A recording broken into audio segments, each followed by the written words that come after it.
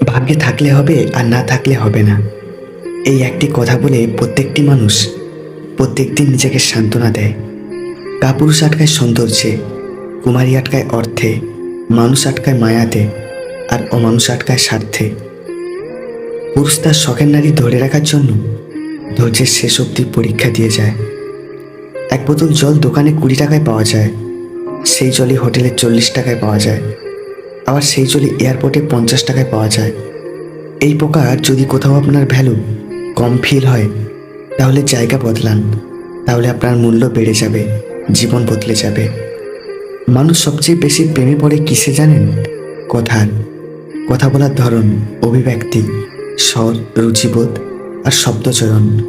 শুধু কথা দিয়ে কাউকে মেরে ফেলা যায়, কথা দিয়ে স্বপ্ন বাস্তবায়নের অর্ধেক কাজ হয়ে যায়, কথা দিয়ে একটা যুদ্ধ বাঁধিয়ে ফেলা যায়।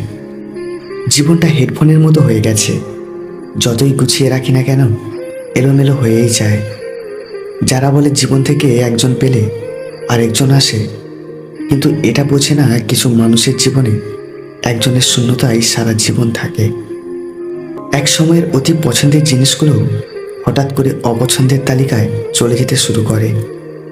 যার কাছে তোমার অভিমানের কোনো মূল্য নেই, তার কাছে অভিমান প্রকাশ করাটা শুধু বেমানানি নয়, লজ্জার, অমর্যাদার আর অসম্মানের।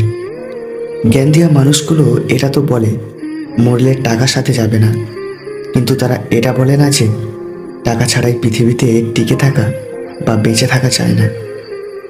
আপনি যত বেশি কারো প্রতি আসক্ত থাকবেন, তারা তত বেশি আপনাকে কষ্ট দিবে। কিছু মানুষ আছে যারা জেদ বজায় রাখতে গিয়ে সম্পর্ক হারিয়ে ফেলে, আর কিছু মানুষ আছে যারা সম্পর্ক রাখতে গিয়ে নিজের আত্মসম্মানটা হারিয়ে ফেলে। জীবনে একা একা থাকতে শেখা প্রয়োজন, কারণ সবচেয়ে খারাপ মুহূর্তগুলি একাই কাটাতে হয়।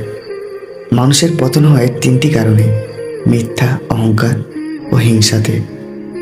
সব কথার উত্তর দিতে যাবেন না, একটু থামুন, অপেক্ষা করুন, দেখবেন হয়তো উত্তর বদলে যাবে, নয়তো আর উত্তর দিতেই মন চাইবে না। তর্কে জেতা নয়, বরং তর্কে না জড়ানোই বুদ্ধিমানের কাজ।